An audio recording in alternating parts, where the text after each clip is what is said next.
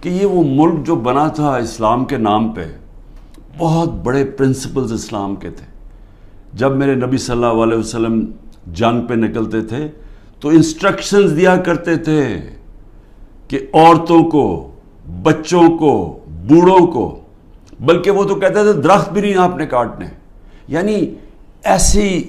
جو ہمارا جو سویلائزیشن، جو ہمارا عظیم لیڈر تھا، وہ کس طرح کی ایک سوچ رکھتے تھے انسانیت کے طور پہ،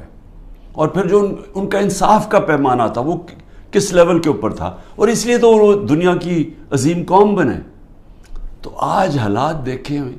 وہ ملک جو اسلام کے نام پہ بنا تھا، نہ یہاں کوئی انصاف رہ گیا ہے، نہ کوئی انسانیت رہ گئی ہے، نہ کوئی اسی کو فکر ہے کہ عدالتیں کیا کہہ رہی ہیں، نہ فکر ہے کہ یہ عورتیں ہیں، ان سے ہمارا تہذیب، ہمارے دین